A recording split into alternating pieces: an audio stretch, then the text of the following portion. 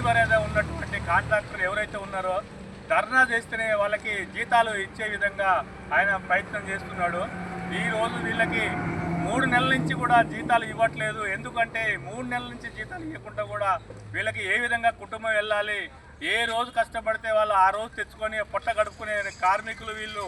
ఇలాంటి వ్యక్తులు 3 నెలల నుంచి జీతాలు ఇవ్వకుంటే వీళ్ళకి ఎలా సర్వీస్ చేస్తారు, ఎలా చేస్తారు అనేది గవర్నమెంట్ కానీ ఇప్పటికైనా సరే జిల్లా అధికారులు కానీ స్పందించి వీళ్ళకి వెంటనే జీతాలు మంజూరు చేయవలసిందిగా కోరుతున్నాం. ఒకవేళ గినక వీళ్ళకి జీతాలు మంజూరు చేయకపోతే మేము బీఎస్పీ నుంచి నియోజకవర్గ అధ్యక్షుడిగా ఎన్నెవేనే రమేష్ యాదవ్గా చెప్తున్నా, నేను వీళ్ళ తరఫున మేము ఖచ్చితంగా ఆమరణ నిరాహార దీక్ష చేస్తా అని చెప్పి మీకు డిమాండ్ చేస్తున్నాను.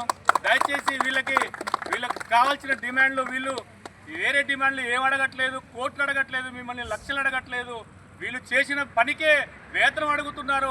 దయచేసి గవర్నమెంట్కి ఏమాత్రం సిగ్గుచ్చరం కాంట్రాక్టర్కి ఉన్నా కానీ వీళ్ళకి వెంటనే జీతాలు మంజూరు చేయాల్సిందిగా బీఎస్పీ నుంచి డిమాండ్ చేస్తున్నా.